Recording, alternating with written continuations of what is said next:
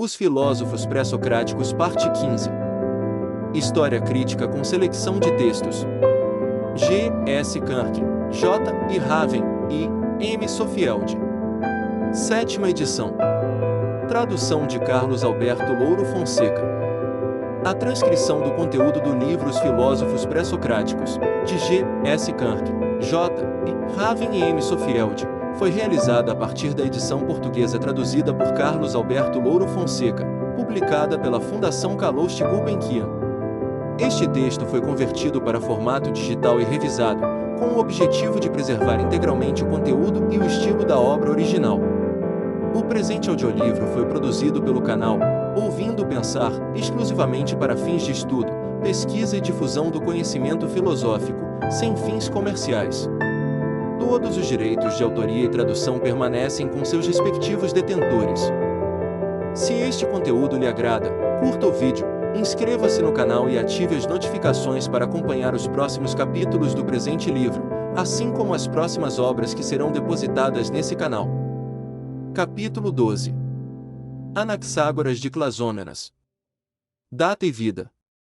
459 Diógenes Laércio II, 7, DK 59 a 1. Delta, e deste 500, 497 a.C., e deste 4287. E deste 4565, disse que ele tinha 20 anos por ocasião da travessia de Xerxes, e que viveu até aos 72. Apolodoro, nas Crônicas, afirma que nasceu na 70ª Olimpíada, 500, 497 a.C., e morreu no primeiro ano da 88ª, 4287. Iniciou sua atividade de filósofo em Atenas, no Arcontado de Cárias, 4565, aos 20 anos, segundo as palavras de Demétrio de Faléron em seu registro dos Arcontes, e dizem que lá permaneceu por 30 anos. Diversas são as versões sobre seu julgamento. Socion, em sua sucessão de filósofos, relata que ele foi acusado de impiedade por Cleon, por sustentar que o Sol era uma massa de metal em brasa, e que, após a defesa feita por Péricles, seu discípulo, foi multado em 5 talentos e exilado. Já Sátiro, em Vidas, diz que a acusação foi movida por Tucídides, durante sua campanha política contra Péricles, e que não foi apenas por impiedade, mas também por medismo. Foi condenado à morte, à revelia. Retirou-se então para Lampsaco, onde morreu.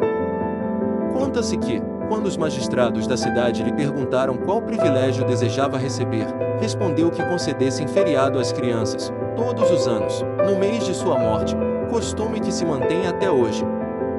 Quando morreu, os habitantes de Lampsaco o sepultaram com todas as honras. 460 Aristóteles, Metafísica 3, 984 a 11, igual DK 59b 334. SC, Delta.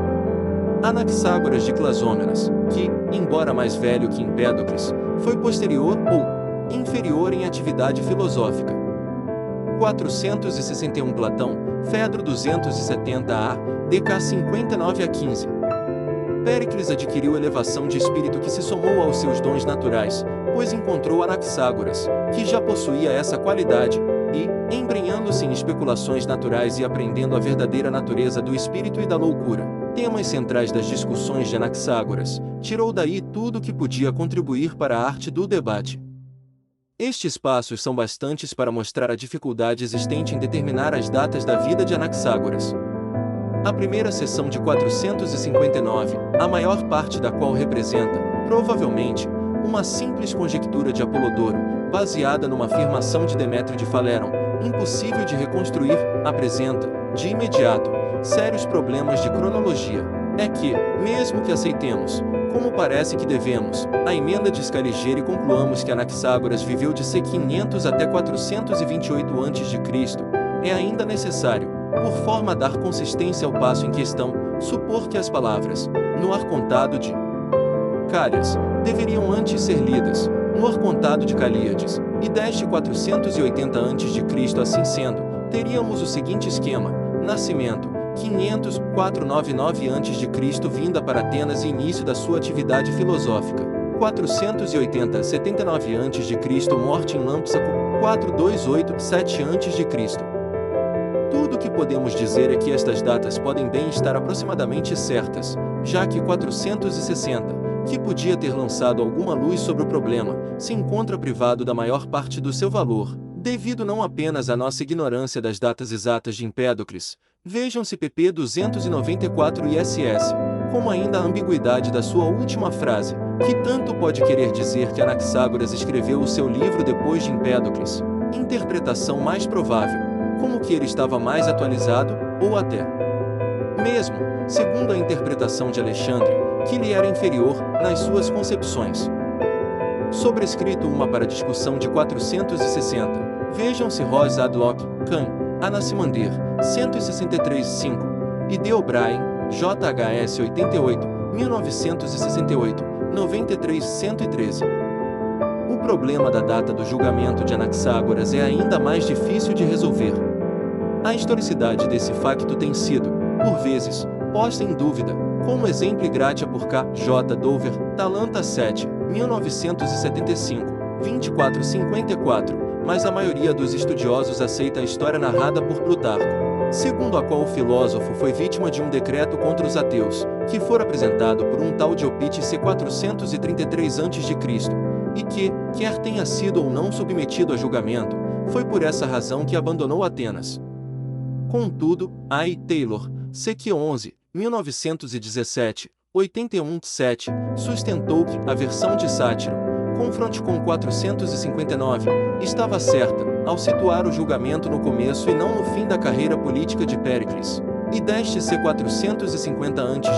há, na verdade, um número razoável de testemunhos que, cumulativamente, apoiam a conclusão de que o impacto imediato de Anaxágoras como filósofo se verificou principalmente em Atenas antes de 450 a.C. Platão dá a entender que, nos anos que imediatamente precederam a Guerra do Peloponeso, 431-404 a.C., a vida intelectual da cidade foi dominada pelos sofistas, aos quais contrapõe Anaxágoras como sendo o último dos velhos filósofos, e Major 281C, 282E 283B, e apresenta-nos Sócrates a tomar conhecimento das ideias de Anaxágoras através de uma simples leitura do seu livro, Fédon 97B, 99C.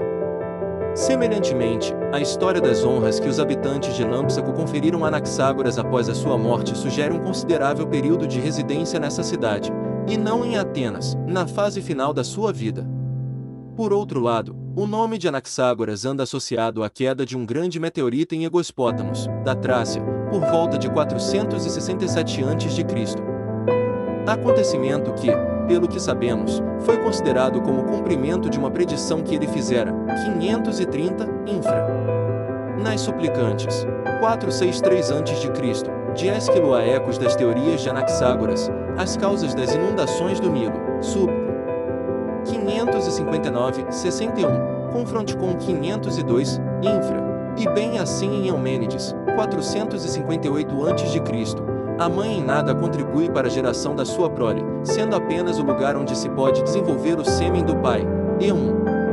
657-66, confronte com Aristóteles de General Animali 1 a 1, 763b33, DK 59 a 107. O único filósofo do século V cujas ideias influenciaram claramente Anaxágoras foi Parmênides. Vejam-se pp 377 ISS, apesar das suas possíveis reações não apenas contra Zenão, vejam-se pp 380 ISS, como contra Empédocles, vejam-se pp 389 ISS e 404. Todos estes factos apontam para um Floruit por volta de 470-460 a.C. Sobrescrito uma 462 Plutarco Péricles 32, DK 59 a 17. Mas por esta altura SC o começo da Guerra do Peloponeso, Diopites propôs um decreto contra os que não acreditavam na religião ou que ensinavam teorias sobre o firmamento, numa tentativa de lançar suspeitas contra Péricles através de Anaxágoras, e Péricles, com receio, ajudou Anaxágoras a abandonar a cidade. Sobrescrito 2 era a voz corrente que Anaxágoras tinha sido mestre não apenas de Arquelau, veja-se capitão 13, como de Eurípides. Confronte com 463 Estrabão 14, P 645 Cas. Delta. O filósofo da natureza, Anaxágoras, era um distinto filho de Clasômenas, e um companheiro de Anaxímenes de Mileto, e entre os seus discípulos contavam-se Arquelau, igualmente filósofo da natureza, e o poeta Eurípides. Visto que a afirmação de que Anaxágoras estava ligado a Anaxímenes nada mais pode significar senão que ele reproduziu elementos da cosmologia deste filósofo, Confronticon 392, pode-se argumentar que a tradição da própria influência de Anaxágoras em Arquelau e Eurípides não implica necessariamente mais nada. Muito embora, mesmo por volta de 450 a.C., Eurípides andasse pelos 30 anos, pelo menos, e afigura-se-nos quase certo que, numa sociedade tão pequena como o Círculo Intelectual de Atenas, ele já tivesse travado conhecimento com Anaxágoras. Para trechos de Eurípides em que se diz que a influência de Anaxágoras é manifesta, vejam CDK 59 a 20 a C, 30, 33, 48 e 112, o último dos quais parece, no seu conjunto, ser de longe o mais convincente. Sobrescrito 3 Confronticon 464 Alcidamas AP Aristotelem Ré. D 23, 1398 B 15, DK 59 a 23. Os habitantes de Lampsaco deram sepultura a Anaxágoras, apesar de ele ser um estrangeiro, e ainda hoje lhe prestam honras. Para uma revisão recente das soluções controversas da cronologia de Anaxágoras, vejam-se as judiciosas observações de Desider, De Fragments of Anaxágoras, Meisen en Anglan, 1981, 1.11. O debate prossegue. As opiniões de Taylor, amplamente sancionadas por L. Woodbury, Fênix 35, 1981, 295315, mas uma data tardia para a chegada de Anaxágoras a Atenas, 456 a.C., é defendida por J. Mansfield, Mnemosyne Ser 4, 32, 1979, 39, 60, 33, 1980, 1795. 465 Platão Apologia 26d. Por Zeus, Senhor e Juízes, é por ele afirmar que o Sol é uma pedra e a Lua, terra? Imaginas tu, caro Meleto, que estás a acusar Anaxágoras, e desprezas o júri, e julgá-los assim tão iletrados, que não saibam que os livros de Anaxágoras de Clasômenas estão repletos de tais teorias.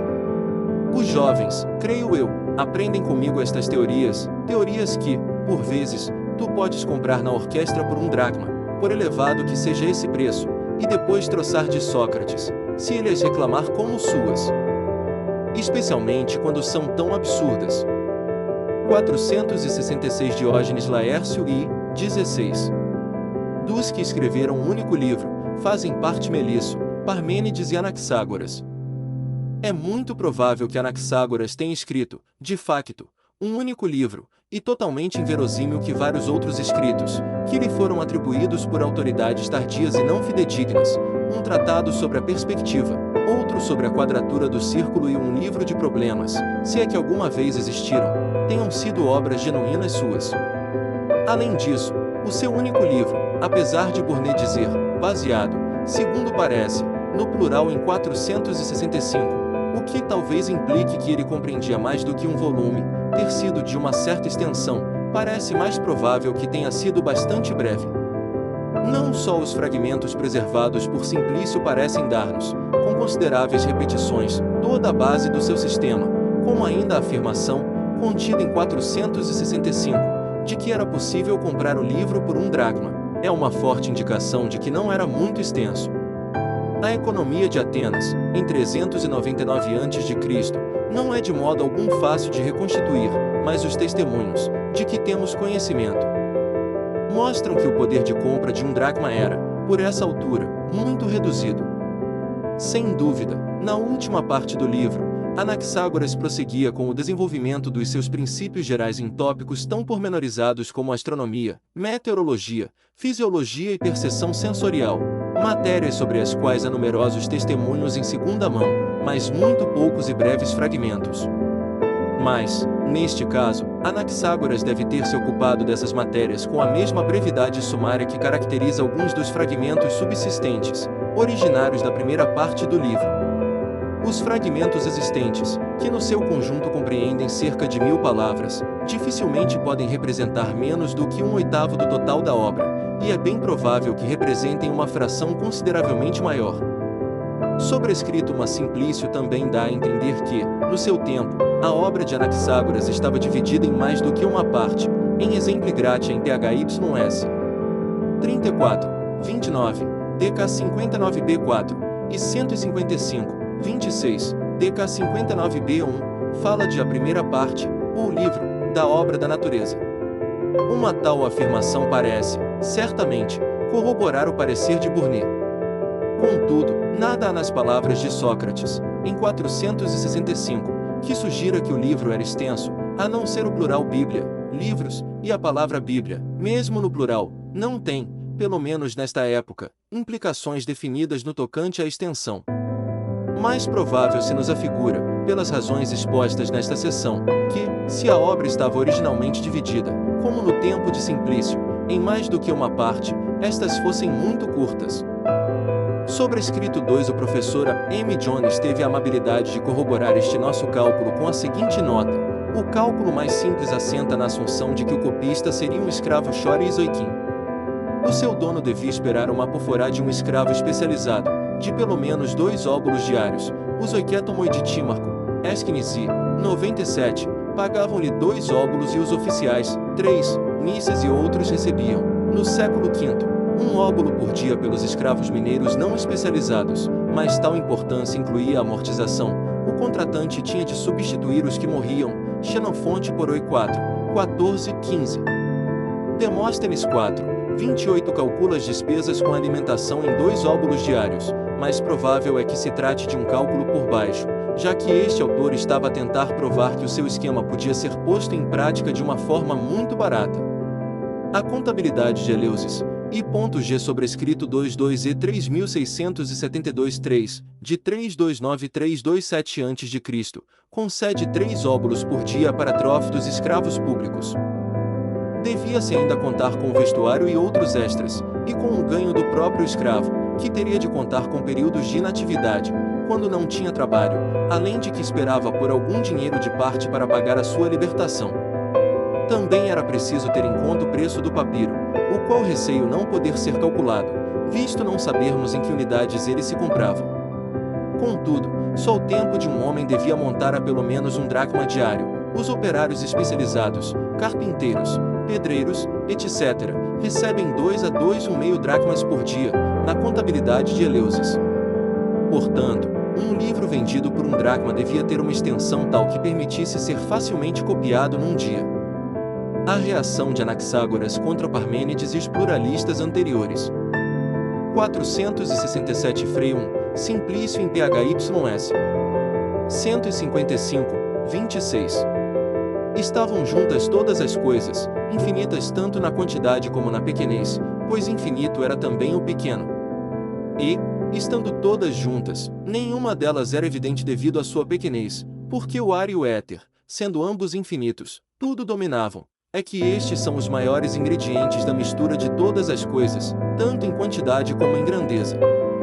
468 Frei 4, última metade, e Bidem 34, 21, para a restante parte do Frei 4, vejam-se 483 e 498. Mas antes destas coisas se haverem separado, enquanto tudo estava junto, nem sequer havia uma única cor que se reconhecesse, pois impediu a mistura de todas as coisas, do úmido e do seco, do quente e do frio, do brilhante e do escuro, porquanto muita era a terra que havia na mistura, e bem assim uma quantidade infinita de sementes, que em nada se assemelhavam umas às outras. Pois, das demais coisas, nenhuma se assemelha à outra. E uma vez que isto assim é, forçoso é supor que todas as coisas estão contidas no todo. Simplício, a quem devemos a preservação de quase todos os fragmentos, diz-nos que o de 467 constituía o início do livro de Anaxágoras. Este fragmento mostra, desde o começo, como era extrema a reação de Anaxágoras contra o monismo eleata. Enquanto Parmênides tinha escrito, em 296. Nunca foi nem será, pois agora é como um todo, um só, contínuo. Anaxágoras, logo na sua primeira frase, começa por substituir a expressão um todo por todas as coisas juntas, a seguir, admite o proibido era, e, por fim, com as palavras infinitas no que diz respeito à pequenez, nega também a implicação da indivisibilidade do contínuo de Parmênides. O mundo, segundo Anaxágoras, surgiu de uma mistura universal de cada uma das coisas que haviam de acabar por emergir. Só pondo todas as coisas juntas nesta mistura original se podia eliminar eficazmente o nascer e o perecer, noção claramente exposta no seguinte passo. 469 Frei 17, Simplício em PHYS. 163, 20. Os gregos laboram um erro ao admitir o nascimento e a morte, pois coisa alguma se cria ou se perde, mas tudo se une ou separa das coisas que existem. Por isso, andariam melhor em chamar ao criar-se, unir-se, e, ao perder-se, separar-se. Não se pode duvidar de que, neste passo, Anaxágoras aceita explicitamente um dos requisitos de Parmênides. Também poucas dúvidas pode haver de que a rejeição das outras exigências de 467 seja igualmente deliberada. A mistura original, a que se refere Anaxágoras tanto em 467 como em 468, era uma mistura tão uniforme de tantos ingredientes diversos, que nada teria sido perceptível a um observador imaginário, exceto, talvez, o ar e o éter. Vejam-se pp 392 e ss.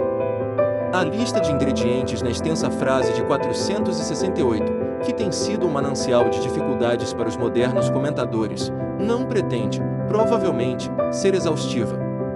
À parte a quantidade infinita de sementes, de que adiante se falará com mais pormenor, os outros ingredientes da lista podem ser razoavelmente explicados, com referência às opiniões de outros dos predecessores de Anaxágoras. Antes deste, tinha havido dois tipos principais de pluralistas, uns que, como Anaximandro e Heráclito, tinham, de uma forma ou de outra, considerado o mundo como um campo de batalha de contrários, e Empédocles, se a sua obra foi anterior à de Anaxágoras, que tinha solidificado os contrários, em luta, nos quatro elementos eternos e imutáveis. Segundo a opinião de Anaxágoras, nenhum destes dois tipos de pluralismo foi muito longe. A sua própria mistura original tem de conter, não apenas os contrários tradicionais e não só os elementos de Empédocles, aqui provavelmente exemplificados pela terra, já que dois dos outros, ar e éter, ou fogo, haviam já sido mencionados como ingredientes em 467, tem de conter também inúmeras sementes, em nada semelhantes umas às outras. 470 Confronte com Aristóteles PHYS. Delta 6. Do 113ª 22. SC. Aqueles que tentam provar que o vazio não existe, não refutam aquilo que as pessoas realmente entendem por vazio, mas argumentam de uma forma errônea. Isto é verdade no que diz respeito a Anaxágoras e aqueles que refutam a existência do vazio da seguinte maneira. Dão-nos eles, simplesmente, uma demonstração engenhosa de que o ar é alguma coisa, apertando odres e mostrando a resistência do ar, e encerrando-o em clepsidras. Em Anaxágoras, portanto, o ar, sendo corpóreo, é claramente distinguido do vazio, que não existe. Confronte com também Aristóteles de Caelo 2, 319, DK 59 a 68, onde o estagirita agrupa Empédocles e Anaxágoras como filósofos que, 1. Negavam a existência do vazio. Confronte com Empédocles, 536, infra, 100, 2. Darem qualquer explicação das diferenças de peso. A clepsidra era um recipiente de metal com um estreito gargalo e perfurado na base, como um moderno passador de café, com um grande número de pequenos orifícios. Para os pormenores das experiências de Anaxágoras com a clepsidra, veja-se Aristóteles Problemata 16, 8, 914b9, DK 59 a 69. Está descrita, num famoso passo de Empédocles, não para demonstrar que o ar é corpóreo, mas para fazer luz sobre a natureza da respiração. Desse passo, citamos os versos que lhe dizem respeito. 471 Empédocles Frei 100, Aristóteles de Respiratione 7, 473b9. Seguidamente, quando o sangue fluido de lá impetuosamente se retira, o ar fervilhante entra com um violento impulso, e, quando o sangue salta, o ar é de novo expirado, precisamente como quando uma menina brinca com uma clepsidra de bronze refulgente. Quando Quando coloca o orifício do tubo de encontro à sua mão bem conformada e o mergulha na massa fluida da água resplendente, não entra líquido algum no recipiente, pois o detém, até ela destapar a densa corrente, a massa de ar que está lá dentro, fazendo pressão sobre os numerosos orifícios, mas depois, com a saída do ar, entra igual massa de água. Do mesmo modo, quando a água ocupa os recessos da vasilha de bronze e a abertura e passagem se encontram obstruídas pela mão humana, o ar exterior, no seu esforço por entrar, detém a água, mantendo firme a sua superfície à entrada do gargalo dissonante, até que ela retire a mão. Então, de novo, ao contrário do que antes acontecerá, com a entrada impetuosa do ar, sai, à sua frente, uma igual quantidade de água. Reação de Anaxágoras contra Zenão. 472 Frei 3, Simplício em PHYS. 164, 17. Não existe uma parte mais pequena do que é pequeno, mas há sempre uma parte menor, visto ser impossível que o que é deixe de o ser. Semelhantemente, há sempre algo maior do que aquilo que é grande. E é igual em número ao que é pequeno, sendo cada coisa, em relação a si mesma, simultaneamente grande e pequena. 473 Frei 5, Ibidem 156, 10. E depois de estas coisas assim terem sido separadas, forçoso é que reconheçamos que todas elas não são nem mais nem menos, pois não é possível haver mais do que todas, mas que todas as coisas são sempre iguais. Há razões para supor que, nestes dois curtos fragmentos, Anaxágoras está a dar uma réplica explícita a Zenão. Seja como for, trata-se de uma coincidência notável que, dos dois únicos argumentos de Zenão contra a pluralidade chegados até nós nas suas próprias palavras, um deles terminasse como se segue. 474 Zenão Frei 1, Simplício em PHYS. 141, 6, igual a 316. Assim, se há uma pluralidade, necessário é que as coisas sejam ao mesmo tempo pequenas e grandes, pequenas, a ponto de não terem grandeza, grandes, a ponto de serem infinitas. E o outro começasse assim. 475 Zenão Frei 3, Simplício em PHYS. 140, 29, igual a 315. Se há uma pluralidade, as coisas têm de ser exatamente tantas quantas as que existem, nem mais nem menos. Dado que ambas estas afirmações são de caráter um tanto inusitado, figura-se-nos muito provável que Anaxágoras, ao fazer eco de ambas por forma tão exata como o faz, esteja a agir com toda a deliberação. Sobrescrito uma tanto Zenão como Anaxágoras escreveram, provavelmente, na década de 470 a 460 a.C., e qualquer conjectura sobre qual dos dois escreveu primeiro é um tanto arriscada. Veja-se, ainda, M. Sofield, An Essay-on Anaxágoras, Cambridge, 1980, pp 81-82, onde expressa uma opinião contrária à de que Anaxágoras precedeu Zenão. O fragmento 473 é de importância relativamente pequena dentro do quadro geral do sistema de Anaxágoras. O seu objetivo é, provavelmente, o de afirmar que, sejam quais forem as mudanças que ocorrem no mundo, o número, ou espécies, de coisas deve permanecer constante. Contudo, o seu interesse cresce se foi escrito em resposta a 475, porquanto Zenão havia inferido da sua proposição que as pluralidades deviam ser em número limitado. Anaxágoras, ao acreditar, como de fato acredita, que a realidade consta de um número infinito de coisas, 467, estará a rejeitar corretamente essa inferência. Precisamente porque não há nem mais nem menos coisas do que as que existem, não se segue que o seu número seja finito. Este juízo sugere que Anaxágoras tinha uma visão mais clara do que Zenão acerca da natureza do infinito. Para a mesma ideia aponta o fragmento 472. O segundo membro do argumento, cuja conclusão é dada em 474, fora destinado a demonstrar que a noção de divisibilidade infinita é intoleravelmente paradoxal, se uma coisa é divisível em um número infinito de partes, cada uma delas com alguma grandeza positiva, então deve ser infinitamente grande. Os atomistas, Leucipo e Demócrito, aceitaram este argumento e concluíram que a ideia de que as coisas são infinitamente divisíveis deve, por isso, ser rejeitada. Consequentemente, postularam, como princípio fundamental da sua física, que a realidade se compõe de corpos indivisíveis ou átomos, 545-546, infra. Anaxágoras, pelo contrário, demonstra em 472 não haver, em sua opinião, nada de paradoxal na noção de divisibilidade infinita. Uma vez mais, este fragmento, se ele teve conhecimento da posição de Zenão a favor da tese de 474, revela clarividência bastante para rejeitar, por pequenas que sejam as parcelas em que uma coisa se divide, a lição de Zeller. Tom mediante um corte, em vez de Merey, é convincente, tem grandeza positiva, e não o tamanho zero da primeira parte da frase de Zenão. Mas não há qualquer motivo para recear que, do fato de essa divisão não ter um termo, se siga que a soma de seus termos seja infinitamente grande, como concluía o segundo membro da frase de Zenão.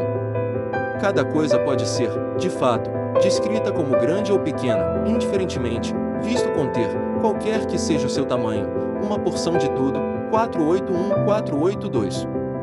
Assim, a teoria da matéria de Anaxágoras pode ser interpretada, tal como a dos atomistas, como destinada a dar resposta a Zenão, e, quando esta resposta se acrescenta à que dera Parmênides, fica assim completa uma metade da base do seu sistema, o que lhe possibilita idear uma cosmogonia e dar uma explicação da mudança, que de fato elimina o proibido nascer do que não era. 476 Frei 12, Simplício em PHYS. 164, 24 e 156, 13 Todas as outras coisas têm uma porção de tudo, mas o espírito é infinito e autônomo, e não se mistura com o que quer que seja, mas existe sozinho, de per si. Pois, se não existisse de per si, mas se misturasse com qualquer outra coisa, teria um quinhão de todas as coisas, se com alguma se misturasse, porquanto em cada coisa há uma porção de tudo, conforme já antes afirmei, e as coisas que com ele se misturaram opor-lhe-iam um obstáculo, de tal forma que não teria poder sobre coisa alguma, do mesmo modo que agora tem, existindo de per si. É que o espírito é a mais sutil e a mais pura de todas as coisas, e possui um conhecimento total de tudo e o maior poder. É o espírito que dirige tudo que tem vida, quer seja maior ou menor. Foi o espírito que também teve poder sobre toda a revolução, de tal modo que foi ele que, no início, lhe deu o impulso. Primeiramente, começou a mover-se a partir de uma pequena área. Mas agora move-se sobre uma mais vasta e sobre uma ainda mais vasta se há de mover. E é o espírito que tem conhecimento de todas as coisas que se misturam e se separam e se dividem. E tudo o que estava para ser, o que era, o que agora é e o que há de ser, a tudo o espírito pôs em ordem, bem como esta revolução que agora executam os astros, o sol e a lua, o ar e o éter, que estão separados. E foi esta revolução a causa de se haverem separado. O espesso separou-se do fino, o quente do frio, o brilhante do escuro e o seco do úmido. Mas muitas são as partes de muitas coisas, e nenhuma coisa se separa ou distingue de outra por completo, exceto o espírito. O espírito é todo igual, quer se trate das maiores ou das menores quantidades dele, ao passo que nenhuma outra coisa é igual a qualquer outra, mas cada simples corpo é e era mais claramente aquilo de que possuía maior quantidade. 477 Frei 13, Ibidem 300, 31 E assim que o espírito começou a mover-se, separou-se de tudo que era movido, e quanto mais o espírito se movia, tudo se ia separando, e à medida que as coisas se moviam e se separavam, a revolução aumentava ainda mais o processo de divisão. 478 Frei 9, Ibidem 35, 14 À medida que estas coisas assim giravam e se separavam, por ação da força e da velocidade, da sua revolução. E a velocidade produz a força. A sua velocidade em nada se assemelha a de nenhuma outra coisa que atualmente existe entre os homens, mas é muitas vezes mais rápida. 479 Frei 14, Simplício em PHYS. 157, 7 Mais o Espírito, que é eterno, está seguramente, mesmo agora, onde tudo mais também se encontra, na massa circundante nas coisas que se têm unido ou separado. Outra das exigências de Parmênides, com a qual Anaxágoras teve de condescender, foi a de que o movimento não devia ser simplesmente admitido como pressuposto, mas antes explicado. No lugar do amor e da discórdia de Empédocles, 349, Anaxágoras coloca, em sua substituição, a simples força motriz intelectual do espírito. Também este, como o amor e a discórdia, tem muitas das qualidades de um princípio abstrato. Ele tem um conhecimento total de tudo e o maior poder, governa tudo que tem vida, e pôs em ordem todas as coisas que estavam para ser, incluindo, certamente, a revolução cósmica. Ao mesmo tempo, contudo, é a mais sutil e a mais pura de todas as coisas, é todo igual, quer se trate das maiores ou das menores quantidades dele, e se bem que não esteja misturado com o que quer que seja, está, mesmo assim, presente ali, onde tudo mais está, na massa circundante, e nas coisas que se têm unido e separado. Anaxágoras esforça-se, de fato, como haviam feito vários dos seus predecessores, por imaginar e descrever uma entidade verdadeiramente incorpórea. Mas tanto para eles como ainda para Anaxágoras, o único critério final da realidade é a extensão no espaço. O espírito, como tudo mais, é corpóreo, e deve o seu poder, em parte, à sua sutileza, e em parte ao fato de que só ele, embora presente na mistura, se mantém sem se misturar. Como o espírito transmitiu o primeiro movimento rotatório é fato de modo algum óbvio, é possível que mesmo o próprio Anaxágoras não tivesse uma clara concepção mental do processo. Parece, não obstante, que a área afetada tenha sido, a princípio, pequena, mas que esteja ainda a aumentar constantemente. A velocidade da revolução é imensa e, por isso, o seu efeito sobre a mistura original é muito poderoso. 478. A consequência imediata é a separação progressiva, no momento em que a rotação inclui uma nova área. Como sucede a todo momento, os ingredientes dessa área começam imediatamente a separar-se. 477. É, na realidade, a rotação que é diretamente responsável pela separação, que, por sua vez, conduz à cosmogonia. O espírito, depois de ter iniciado a rotação, é apenas o responsável último, mas, ao mesmo tempo, como claramente se conclui da afirmação final de 477, uma vez transmitido o movimento original, começam a atuar fatores puramente mecânicos, e a ação do próprio espírito torna-se menos direta. Essa característica do sistema de Anaxágoras, que, para a irritação de Platão e Aristóteles, veja-se 495 e nota, torna-se mais pronunciada à medida que a sua cosmogonia prossegue. Com a introdução do espírito, completa-se a base do sistema. Anaxágoras é, assim como Filolau e os atomistas que se lhe seguiram, um dualista, e o seu dualismo é, num certo sentido, um dualismo do espírito e da matéria. Porém, ambos os membros desse dualismo são peculiares. O espírito, tal como a matéria, é corpóreo, e deve o seu poder sobre ela à sua sutileza e pureza. A própria matéria, longe de ser pura, é, pelo menos na origem, uma mistura infinitamente divisível de todas as formas de substâncias, que o mundo há de por fim conter. Um confronte com 480 Teofrasto PHYS. Obra Frei 4AP, Simplicium em PHYS. 27,17, DK 59 a 41. Sendo esta sua, deles, teoria, pareceria que Anaxágoras considera os seus princípios materiais infinitos, mas a causa do movimento e do nascimento uma só, a saber, o espírito. Mas se supusermos que a mistura de todas as coisas era uma única substância, indefinida tanto na forma como na extensão, segue-se, então, que ele está realmente a afirmar que só existem dois primeiros princípios, nomeadamente, a substância do infinito e o espírito. Em tudo uma porção de tudo. 481 Frei 6, Simplicius in PHYS. 164, 26. E visto as porções do grande e do pequeno serem iguais em número, assim também todas as coisas estariam contidas em tudo.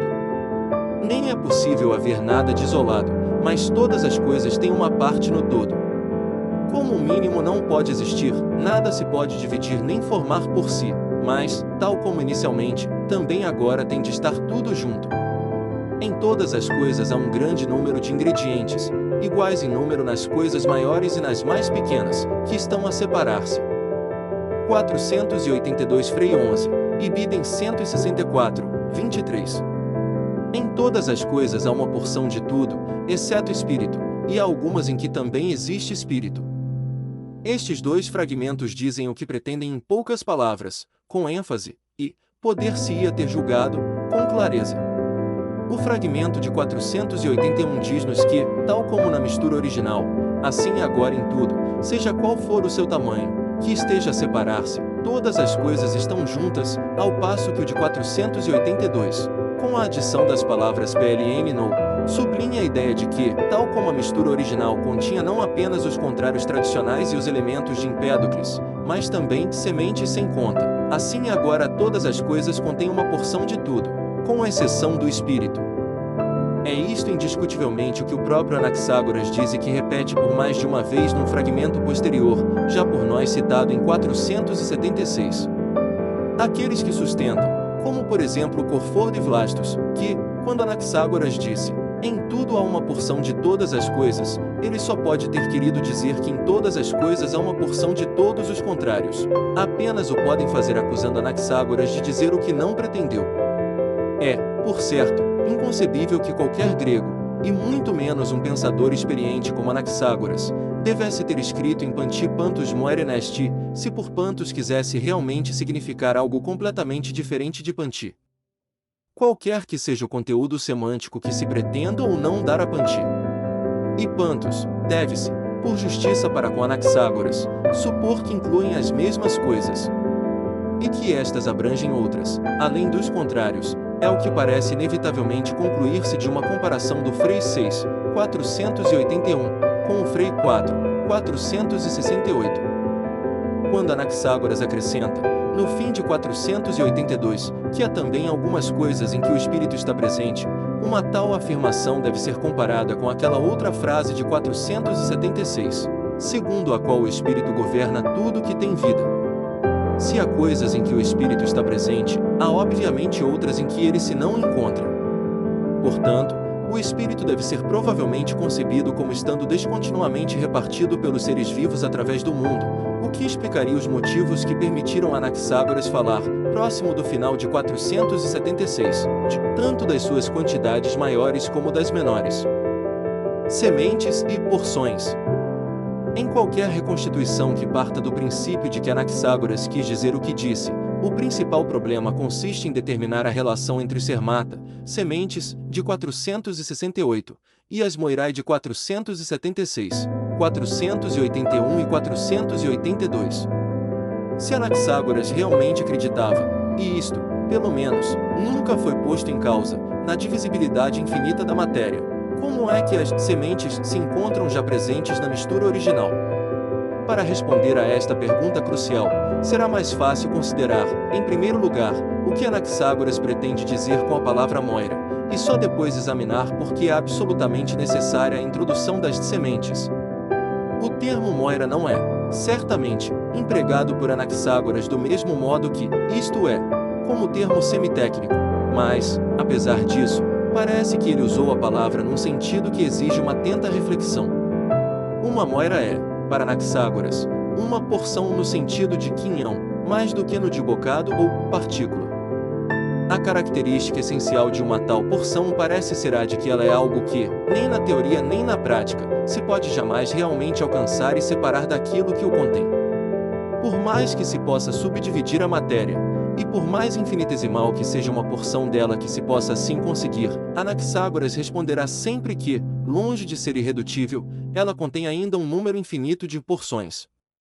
Na verdade, é esta precisamente a natureza da reação de Anaxágoras contra Zenão, e é provavelmente o que ele quer dizer, quando afirma, em 481, que as porções do grande e do pequeno são iguais em número. Tanto o infinitamente grande como o infinitamente pequeno contém, de igual modo, um número infinito de porções. Com efeito, uma tal teoria é, evidentemente, indistinguível de uma teoria da fusão, tal como a que Bailey, Creatomisen de Epicurus, Oxford, 1928, ep. 1, atribui a Anaxágoras, mas difere da concepção moderna de fusão química em dois aspectos radicais. Numa xícara de café, a água, o leite, o açúcar e o extrato de grãos de café podem ser todos cuidadosamente misturados, de forma que qualquer gota visível do líquido pareça inteiramente homogênea. Nós, porém, acreditamos que uma tal gota consiste numa variedade de elementares estruturas moleculares completamente distintas, ao passo que Anaxágoras, em virtude do seu comprometimento com o princípio da indivisibilidade infinita, rejeita qualquer possibilidade de alcançar tais elementos. Nós acreditamos também que a referida gota contém apenas um número limitado de substâncias, ao passo que Anaxágoras sustenta que ela contém porções ou proporções de todas as substâncias e contrários existentes. Portanto, como é que uma cosmogonia pode iniciar-se, se, no estado original das coisas, a realidade consistia simplesmente numa mistura completamente uniforme de todas as substâncias e contrários? Onde encontrar qualquer entidade determinada e distinta, capaz de fornecer a base para os processos de diferenciação em pequena e grande escala, necessários à criação de um cosmos ordenado? Talvez Anaxágoras pensasse que tais entidades não eram requeridas por esses processos. Mas é possível, também, que a sua resposta fosse dada pelas sementes que postulou para a mistura original. Os fragmentos de 4, 6, 7 e 8 podem ser entendidos como uma afirmação de que, a nível microscópico, a mistura original não era uniforme.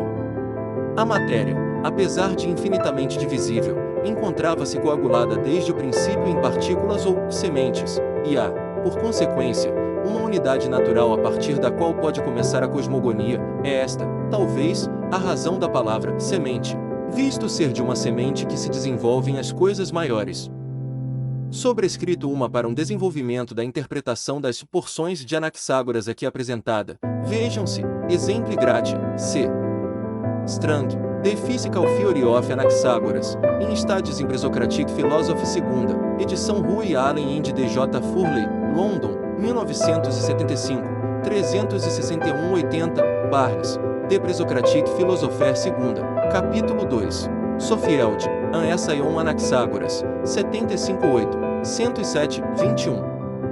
A natureza e o papel das sementes no seu sistema continuam controversos. Para uma clara alternativa à visão aqui esboçada, veja-se Barnes, Op. Cit. 2ª, 21-4. A questão é debatida em pormenor em Sophield, Op. Cit. 68-79, 121-33, onde se refere uma mais ampla bibliografia. Sementes e contrários. 483 Frei 4, primeira frase, Simplício em PHYS. 34, 29. Assim sendo, devemos supor que há muitas coisas de todas as espécies em tudo que se une, e sementes de todas as coisas com toda espécie de formas e cores e sabores. 484 Frei 10, escolhe em Gregor. Nas. Shvi, 911 Migni. Como é que o cabelo podia vir do que não é cabelo, ou a carne do que não é carne? 485 Aristóteles, PHYS. A4, 187-23. SC. Empedocla, Delta. SC Anaxagora. Estes dois, porém, diferem entre si, no que Empédocles imagina ser um ciclo de tais mudanças, e Anaxágoras, uma única série. Além disso, Anaxágoras postulava uma infinidade de princípios, nomeadamente as substâncias homeomeres, e conjuntamente, os contrários, ao passo que Empédocles postula apenas os chamados elementos. A teoria de Anaxágoras, de que os princípios são em número infinito, foi provavelmente devida à sua aceitação da opinião comum dos físicos, de que nada nasce do não ser.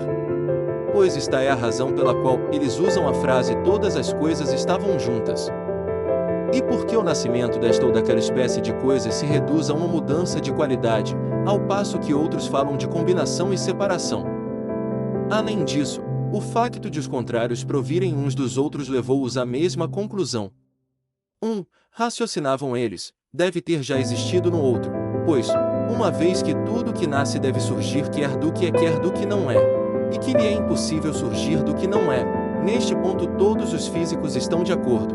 Eles pensavam que se seguia necessariamente a verdade da alternativa, nomeadamente, que as coisas nascem a partir de coisas que existem, e deste, de coisas já presentes, mas imperceptíveis para os nossos sentidos em virtude da pequenez do seu tamanho. Assim, afirmam eles que todas as coisas estão misturadas em tudo, porque viam que tudo procedia de tudo. Mas as coisas, como eles dizem, parecem diferentes umas das outras e recebem nomes diferentes, consoante a natureza da coisa que é numericamente predominante entre os inúmeros constituintes da mistura. Pois nada, afirmam eles, é pura e inteiramente branco ou preto ou doce ou carne ou osso. mas consideravam que a natureza de uma coisa é daquilo que ela contém em maior quantidade. Infelizmente, as duas únicas frases subsistentes da autoria do próprio Anaxágoras, que nos dão alguns indícios relativos à composição das sementes, são as de 483 e 484, e destas, a última pode bem representar, não exatamente as palavras do próprio Anaxágoras, mas uma paráfrase do escoliasta de Gregório Nazianzeno, que é quem nos conserva o texto. Nestas circunstâncias, portanto, vemo-nos obrigados a invocar fontes secundárias. Mas, pelo menos, as nossas autoridades secundárias, uma das quais, Simplício, tinha certamente diante de si o livro de Anaxágoras ou longos extratos dele, são unânimes em atribuir a Anaxágoras as opiniões expressas por Aristóteles em 485.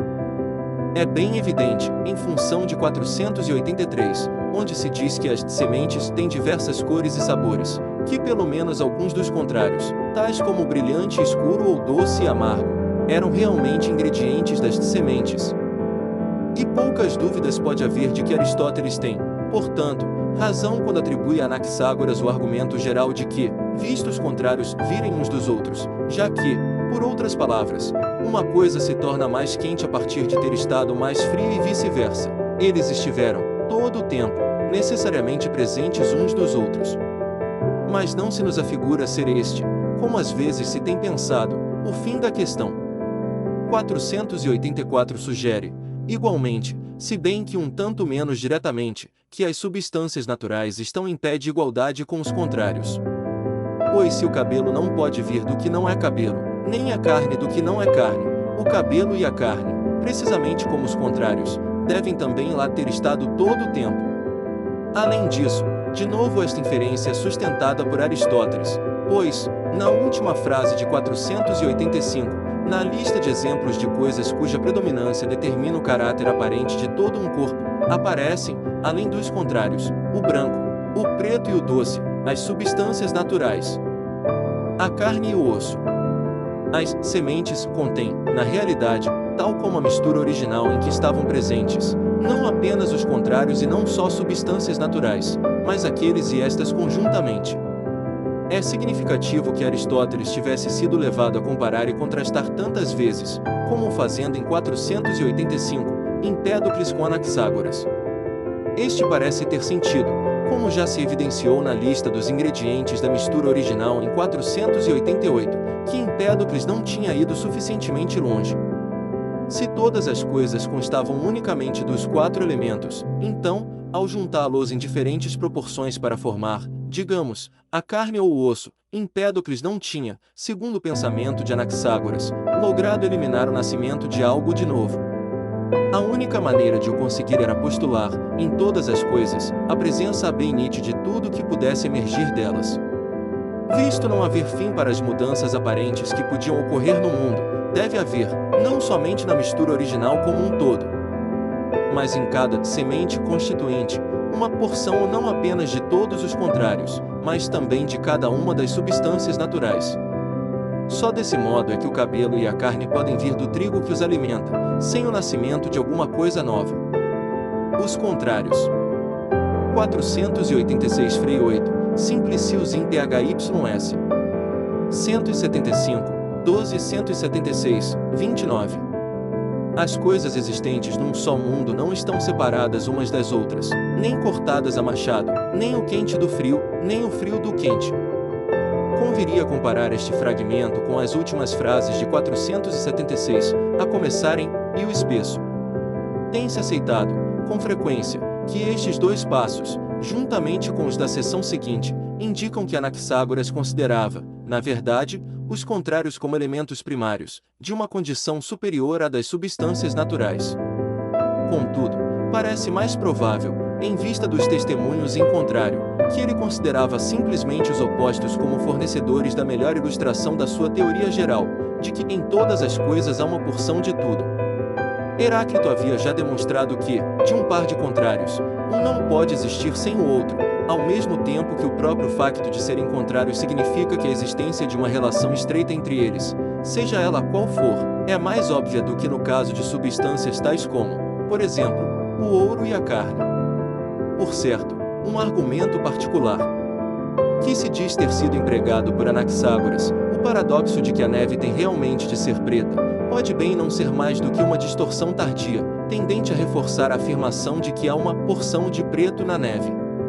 Mas, embora os contrários figurem, por esta razão, indubitavelmente com muita proeminência nos argumentos, os testemunhos parecem ainda sugerir que, tal como o quente e o frio não podem ser separados um do outro com um machado, assim também a carne, o cabelo, o ouro e todas as outras substâncias naturais são igualmente inseparáveis umas das outras.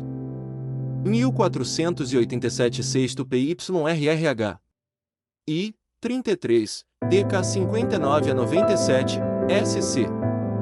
Nós opomos os objetos do pensamento aos dos sentidos, como Anaxágoras costumava opor a opinião de que a neve é branca o argumento de que a neve é água gelada, e que a água é preta, donde se segue que a neve é preta. Os começos da cosmogonia. 488 Frei 2, Simplicius in PHYS. 155, 31. Pois o ar e o éter separam-se da massa circundante, que é infinita quanto à quantidade. 489 Frei 15, Ibidem 179, 3. O espesso e o úmido e o frio e o escuro agruparam-se no lugar onde agora é a terra, ao passo que o raro e o quente, o seco e o brilhante se retiraram para fora, para a parte mais afastada do éter.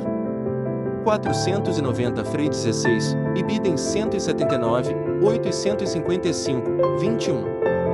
Destas coisas, uma vez separadas, solidificou-se a terra, é que a água separa-se das nuvens, a terra da água, e da terra se solidificam as pedras, por ação do frio, e as pedras tendem a deslocar-se para fora mais do que a água. A comparação de 490 com 141 mostra que o esquema das transformações de Anaxágoras foi compreensivelmente tomado de Anaxímenes, embora não subscreva, como é natural, a crença de Anaxímenes num único princípio subjacente do ar. A visão do próprio Anaxágoras no tocante ao ar e ao éter, ou fogo, não é clara. Sabemos já, pelas frases iniciais do livro, trecho 467, que na mistura original nenhuma das coisas era evidente devido à sua pequenez, pois o ar e o éter tudo dominavam. Por que é que, então, se o ar e o éter são já evidentes na mistura original, carecem de ser separados quando se inicia a rotação? Uma só resposta especulativa emergerá da análise do fragmento de 489. 1490 específica, de facto, um modelo geral da mudança no cosmos tal qual, veja-se M.C. Stokes, on Anaxágoras, Ag 47, 1965, 229-44, mas é claramente baseado nos mesmos princípios que a separação cosmogônica descrita em 489. 2. Confronte com P374-M2. 3. Confronte com 491 Aristóteles de Caelo A3, 270b-24. Anaxágoras emprega este nome, e deste, Aitor, incorretamente. É que ele fala de Aitor em vez de fogo. Confronte com o exemplo grate Aristóteles Meteorologia B9, 369b-14, DK 59-84, e 494. 4. Para uma mais ampla discussão deste difícil problema, veja-se Sofield, a Essaion Anaxágoras, 178, ESPN 6 na página 155, 128, 131 e 2. Os contrários, como já vimos, existem na forma de porções nas sementes, sendo cada semente caracterizada por aquilo que contém em maior quantidade.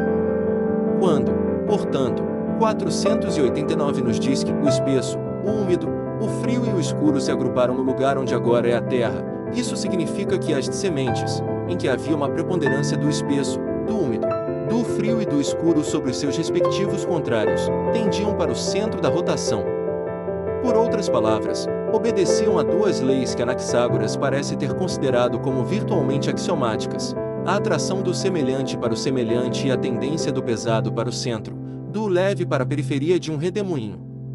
Os elementos de Empédocles não eram para Anaxágoras substâncias primárias, mas antes misturas de sementes de todas as espécies. Nesta fase da cosmogonia, pelo menos, a Terra é terra mais do que qualquer outra coisa, devido, simplesmente, à predominância, nas suas sementes constituintes, do espesso e do resto sobre os seus contrários. O éter, por outro lado, Compõe-se de sementes que se caracterizam pelo raro, o quente e o seco. Por conseguinte, tudo o que acontece nesta primeira fase da evolução do mundo é que as sementes que se caracterizam pela mesma combinação de contrários tendem todas para o seu lugar apropriado no universo. 1492 Simplicius in THYS 27, 11, DK 59 a 41. Teofrasto diz que a teoria de Anaxágoras se assemelha à de Anaximandro, é que Anaxágoras afirma que, na divisão do infinito, as coisas da mesma espécie tendem a juntar-se, e o que era ouro ou terra no todo original torna-se ouro e terra, respectivamente. 493 Diógenes Laércio 2, 8, DK 59 a 1. O espírito, afirma ele, inicia o movimento, e os corpos pesados ocupam a posição inferior, os corpos leves a superior. 2494 Aristóteles de Caelo Gama 3, 302 a 28, Delta. Sobre os elementos, Anaxágoras e Empédocles têm opiniões contrárias. Empédocles sustenta que o fogo e o resto da lista são os elementos dos corpos e que tudo é constituído por estes, mas Anaxágoras opõe-se a isto. Afirma ele que as substâncias homeomeres, por exemplo, carne, osso, etc., são os elementos, ao passo que o ar ou o fogo são misturas destas e de todas as outras sementes, cada um deles é um agregado de partículas invisíveis. Por esta razão, tudo nasce destes dois, sendo o fogo e o éter sinônimos em Anaxágoras.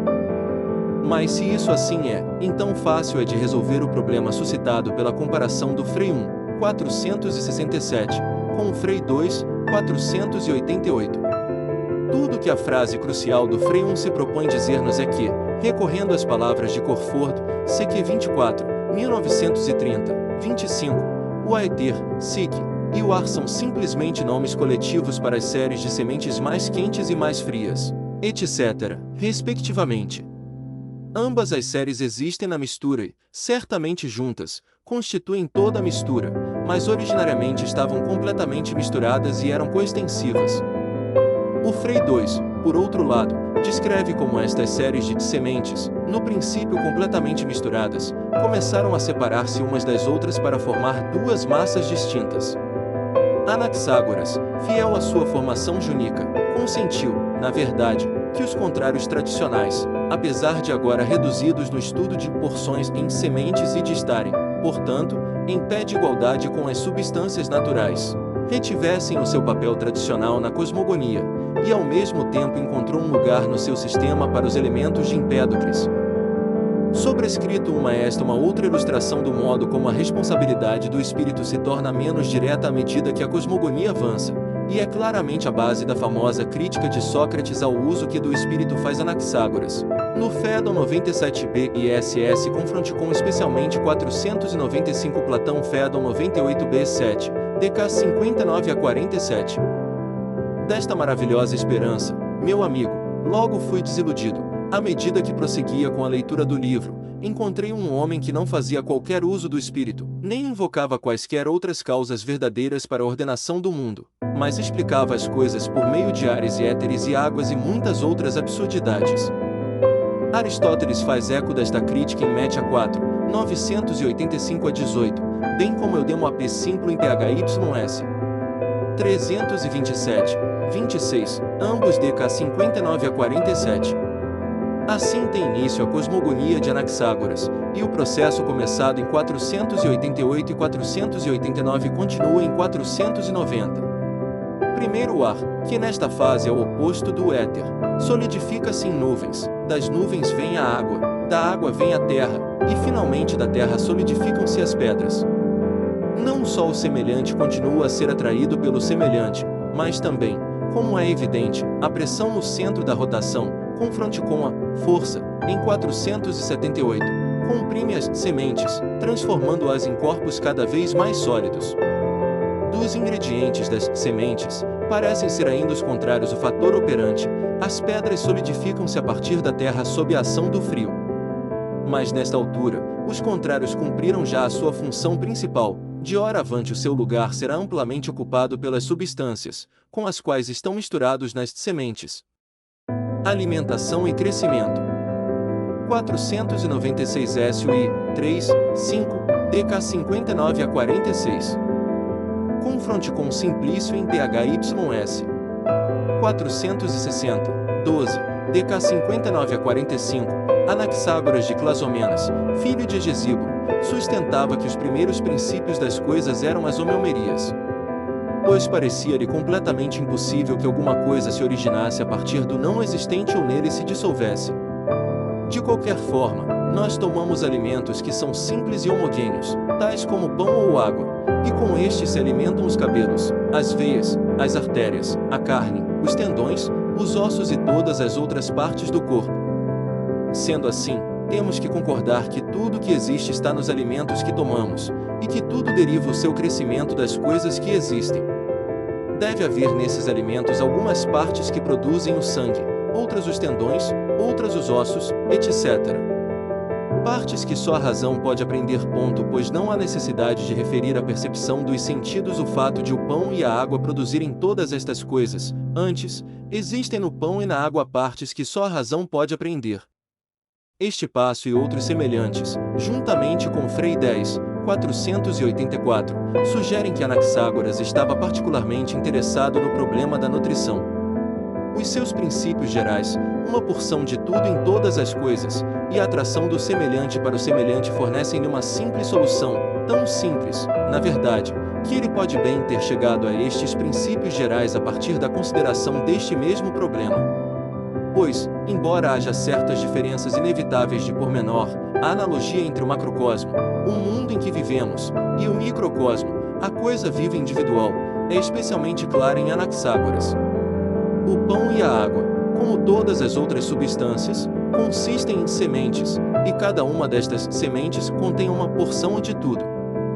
É verdade, certamente, que o pão não é uma substância natural, ao passo que a água, como já vimos, é uma coleção de sementes de toda a espécie, mas se substituirmos o pão, que tanto Écio como Simplício de fato citam, pelo trigo, que é uma substância natural, tal substituição não faz diferença ao argumento. Quando se come o pão, ou trigo, ele divide-se, provavelmente, nas suas sementes constituintes, e visto estas serem infinitamente divisíveis, é de presumir que pelo menos algumas delas se hão de partir, pelo processo da mastigação e digestão, em sementes ainda mais pequenas. Como resultado disso, aquelas sementes em que a carne predomina começam, pela atração do semelhante para o semelhante, a juntar-se à carne do corpo, os cabelos juntam-se aos cabelos, etc. Mais, uma vez que não pode nunca existir uma partícula de substância pura, a carne proveniente do pão, que se vai juntar à carne do corpo, tem sempre de levar consigo uma porção de todas as outras coisas, e assim garante que a carne, como o pão, continue a conter uma porção de tudo. Entretanto, claro, aqueles ingredientes do pão que são irrelevantes para a nutrição, como o cobre, por exemplo, ou a cortiça sobrescrito são na maior parte, ou seja, todos, exceto algumas porções que são levadas para se juntarem à carne ou ao cabelo do corpo, eliminados pelos processos digestivos. Sobrescrito os exemplos são de Corfor. No comentário a este passo de Écio, escreveu ele, CQ 24, 1930, 20 O trigo alimenta a carne e os ossos, portanto, contém partículas de carne e osso. Não alimenta prata ou rubis, deste modo, por que havia de conter partículas destes? Não há motivo para afirmar, neste caso, que há uma porção de cada substância no pão ou trigo ou qualquer outro alimento semelhante.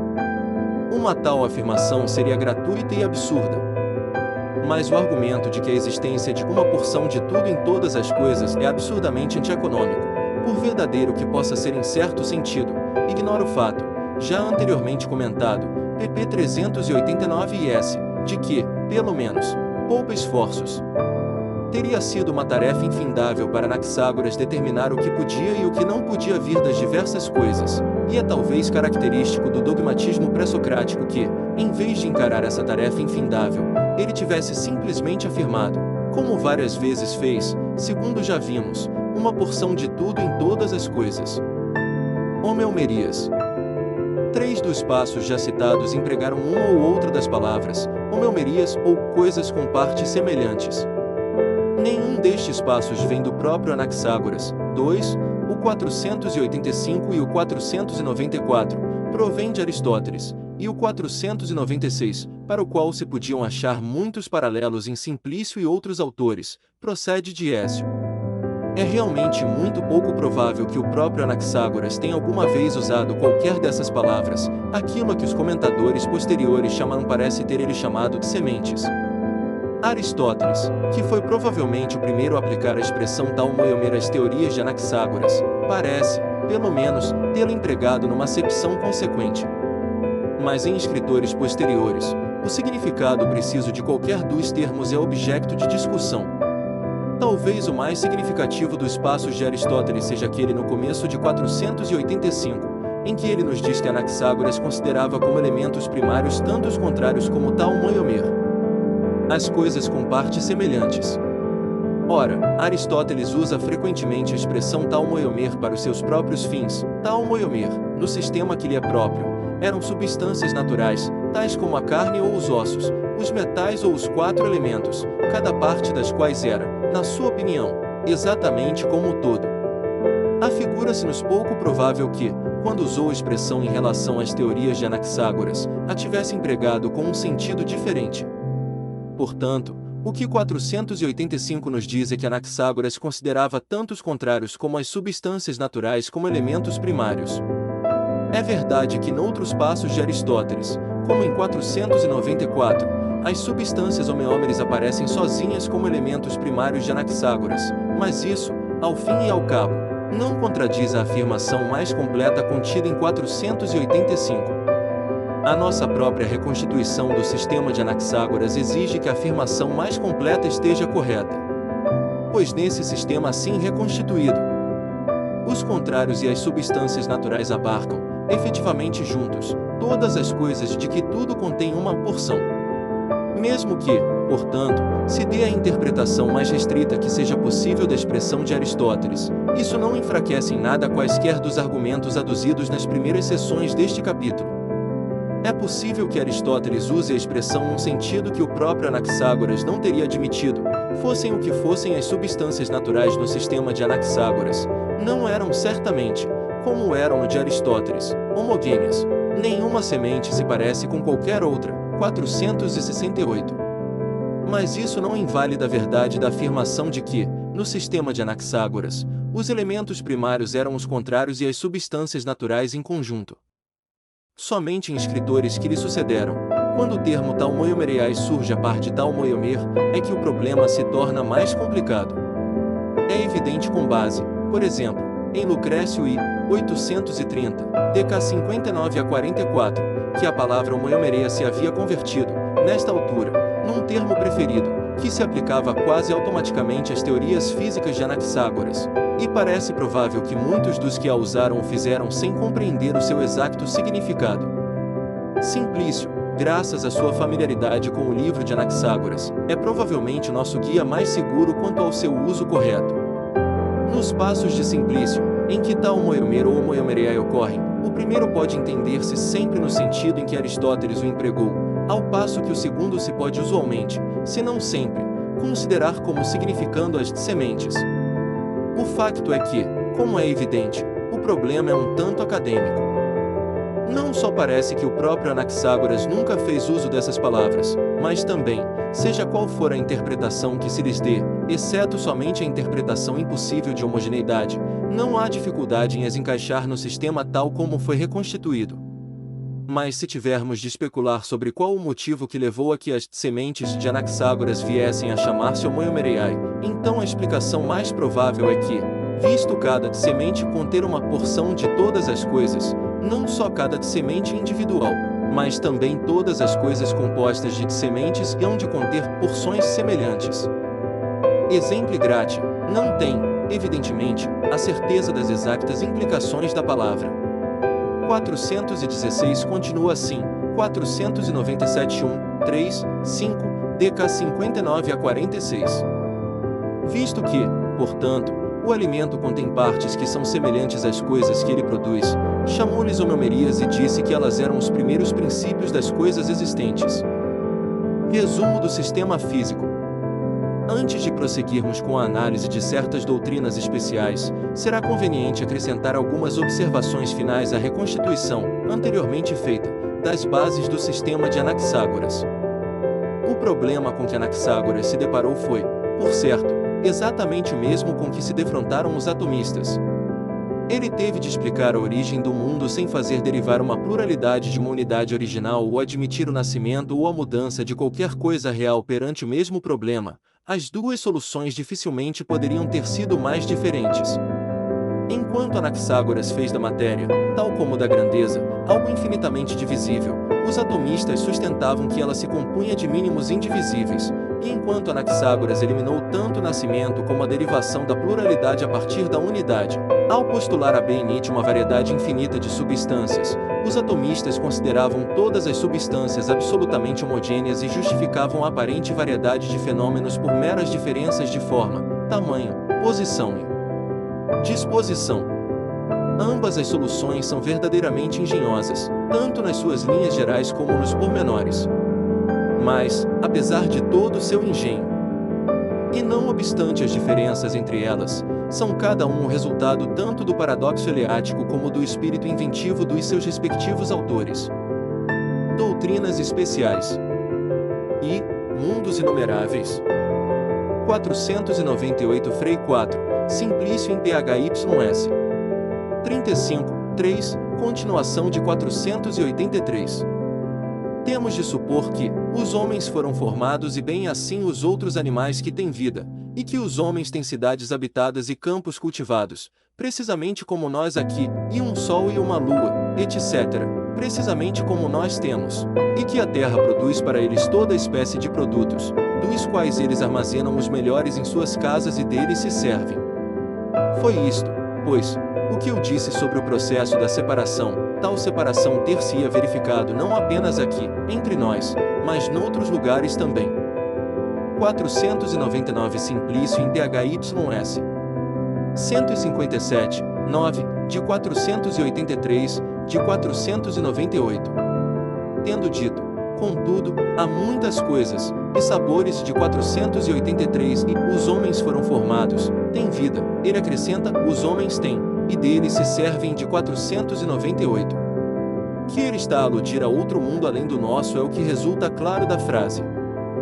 Que ele usa mais do que uma vez, precisamente como nós temos. E que ele não considera esse outro mundo como um mundo perceptível, que precedeu este mundo no tempo, é claro das palavras dos quais eles armazenam os melhores em suas casas e deles se servem. Pois ele não disse serviram-se, mas servem-se. Nem quer ele dizer que eles agora habitam outras regiões do mesmo mundo que o nosso. É que ele não disse eles têm o sol e a lua, precisamente como nós também temos, mas um sol e uma lua como nós temos, como se estivesse a falar de um sol e uma lua diferentes.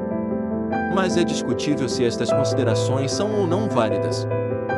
Muitos estudiosos têm sustentado, com base em 498, que Anaxágoras deve ter acreditado numa pluralidade de mundos contemporâneos. Contudo, alguns dos testemunhos antigos parecem sugerir que ele acreditava num só mundo. Declaradamente, Écio, a certa altura, 2, 4, 6, DK 59 a 65, situa Anaxágoras entre aqueles que sustentaram que o mundo era perecível, sugerindo, assim, que acreditava numa sucessão de mundos, mas Écio, como se demonstrou no caso de Anaximandro, P 123 e S, estava confundido neste ponto, e noutro passo, 2, 1, 2, DK 59 a 63, pelo contrário, coloca Anaxágoras entre aqueles que acreditavam num só mundo. Simplício é provavelmente a nossa testemunha mais fidedigna, visto que certamente tinha diante de si a parte do livro de Anaxágoras respeitante a este assunto, e embora noutros passos do seu comentário à física, exemplo Gratia 154, 29, DK 59 a 64, fale do mundo de Anaxágoras do singular, isso significa apenas que ele estava somente preocupado com o mundo que nós conhecemos. 499 dá-nos a sua opinião meditada, e claramente reconhece a sua incerteza neste ponto. Talvez seja possível que, como Corford sustentava, Anaxágoras se esteja a referir em 498, não a outros mundos, mas a partes distantes e desconhecidas da superfície da nossa Terra, comparáveis com as cavidades da Terra do mito do Fédon de Platão, 109 ISS. Mas visto, em qualquer caso, a questão não ser para Anaxágoras, como foi para os atomistas, ver pp 442 IS, um problema que surgisse inevitavelmente dos seus primeiros princípios e, consequentemente, exigisse uma resposta definitiva, parece mais avisado seguir a orientação de Simplício em 499 e deixar a questão em aberto. Sobrescrito umas observações de Aristóteles acerca de Anaxágoras em Exempli Gratia, PHYS. A4, 187 a 23 ISS, H1, 250b 18 ISS, embora tenham sido usadas como prova de que Anaxágoras acreditava num só mundo, ou são tão genéricas, que pouca valia têm como provas desta questão em particular, ou então sugerem somente que, na opinião de Aristóteles, Anaxágoras considerava este mundo, independentemente da existência de outros, como imperecível. 2. Astronomia e meteorologia. 500 Frei 18, Plutarco de Faquin O. 1. 16, 929b. O Sol é que dá brilho à Lua. 501 Frei 19, escolhe o BT em Ilíada em 17, 547. Chamamos arco-íris ao reflexo do Sol nas nuvens. 502 Hipólito referência I, 8, 3 e 10, DK 59 a 42. Delta. Confronte com Lambda, a Terra, pensa ele, é de forma plana e mantém-se suspensa onde está, devido ao seu tamanho, porque não há vazio e porque o ar, que é muito forte, mantém a Terra a flutuar nele. Da umidade da Terra, o mar veio das águas nela existentes, cuja evaporação deu origem a tudo que emergiu, e dos rios que correm para ele. Os rios devem a sua origem, em parte, à chuva, em parte, às águas da terra, pois a terra é oca, e nas suas partes ocas contém água. O Nilo aumenta de caudal no verão graças às águas que para ele correm, procedentes das neves do sul. O Sol, a Lua e todos os astros são pedras incandescentes que a rotação do faz girar consigo. Por baixo dos astros encontram-se certos corpos, invisíveis para nós, que giram com o Sol e a Lua. Nós não sentimos o calor dos astros, porque eles estão muito longe da Terra. Além disso, eles não são tão quentes como o Sol, porque ocupam uma região mais fria. A Lua está por baixo do Sol e mais perto de nós. O Sol excede o Peloponeso em tamanho. A Lua não tem nenhuma luz própria, mas recebe a do Sol. Os astros, na sua revolução, passam por baixo da Terra. Os eclipses da Lua são devidos ao facto de ela ser ocultada pela Terra, ou às vezes pelos corpos que se encontram por baixo da Lua, os do Sol, a interposição da Lua, na fase de Lua nova. Ele sustentava que a Lua era feita de terra e tinha planícies e ravinas. Inserimos aqui os fragmentos de 500 e 501 principalmente para mostrar que Anaxágoras se preocupava, de facto, com as usuais questões astronômicas e meteorológicas. É do extenso passo, de que 502 constitui uma parte, que obtemos a maior soma das nossas informações sobre o assunto, e este mesmo passo, na sua maior parte, fala por si. É evidente que a astronomia de Anaxágoras é muito mais racional do que a da maioria dos seus predecessores, especialmente, talvez, no tocante à opinião de que o Sol, a Lua e as estrelas são grandes pedras incandescentes. Há uma história preservada por Diógenes Laércio sobrescrito Uma e Plínio, segundo a qual Anaxágoras predisse a queda do grande meteorito que tombou em Egospótamos, em 467 a.C. Confronte com P. 471. Sem dúvida, este acontecimento provocou uma agitação considerável, e embora a sugestão de que Anaxágoras o predisse seja absurda, pode bem ter contribuído para sua crença de que os corpos celestes eram feitos de pedra. Em virtude da sua solidez, como 490 já sugeriu, que eles foram originariamente arremessados da Terra, no centro da rotação cósmica, para ocuparem as suas posições mais perto da periferia. Possivelmente, os meteoritos são corpos celestes que, a despeito da velocidade da revolução que normalmente os mantém no ar, foram atraídos de novo para a Terra pela tendência habitual dos graves em se moverem para o centro da revolução. Sobrescrito uma 503.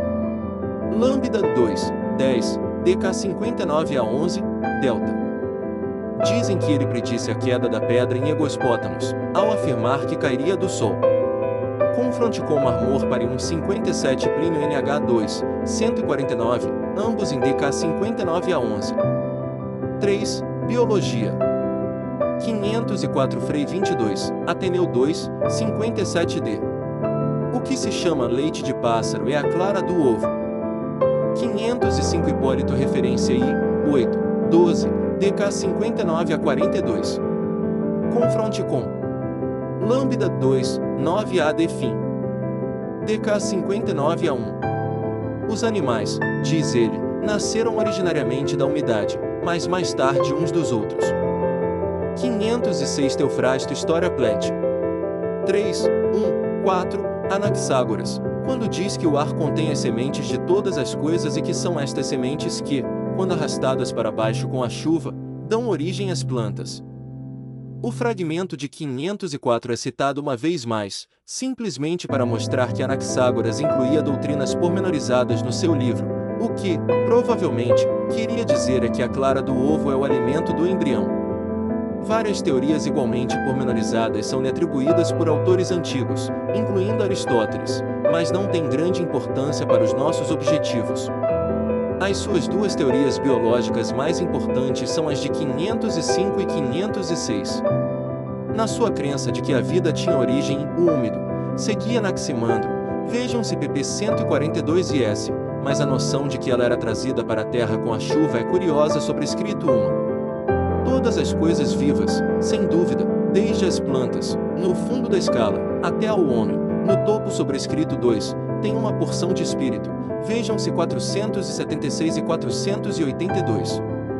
Antes de as coisas vivas nascerem, o espírito estava possivelmente disperso por igual na mistura, mas desde o momento em que a vida surgiu, evidentemente que ele começou a localizar-se nas coisas vivas, de modo que agora, segundo 482, só algumas coisas em que há também espírito.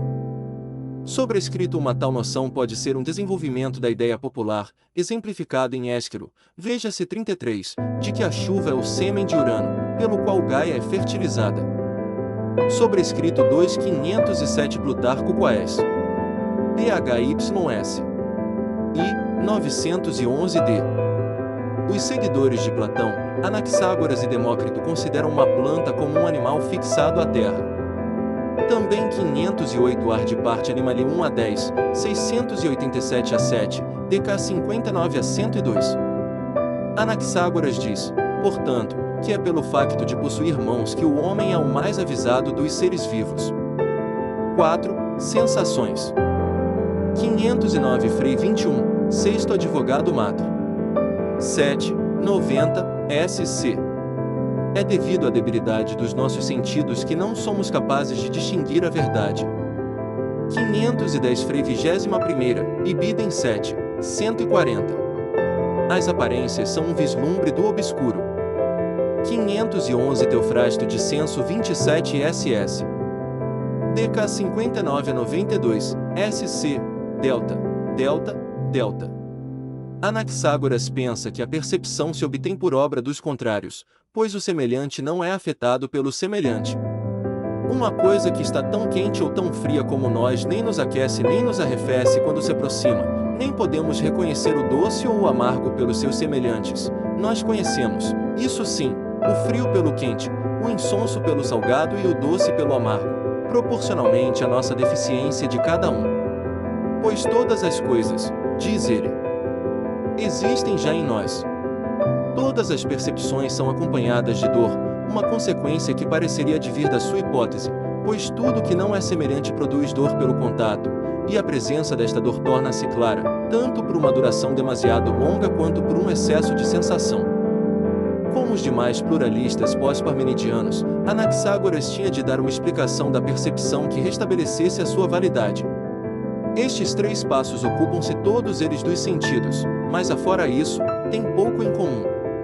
O fragmento de 509, como nos diz Sexto, que o preservou, tratava de gradações imperceptíveis de cor, e o seu sentido geral parece ter sido de que, apesar de os nossos sentidos nos mostrarem quais as porções que predominam numa coisa, eles não são adequados a revelar todas as outras porções que essa coisa deve conter. 510. Por outro lado, que pode, talvez, vir de uma discussão mais de epistemologia que de percepção, sugere que, a partir do que somos capazes de ver, podemos também imaginar o que não podemos ver.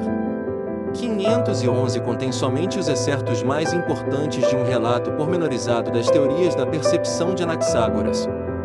Estas poucas frases bastam para mostrar que, também neste campo, Anaxágoras registra um avanço sobre a maioria dos seus predecessores.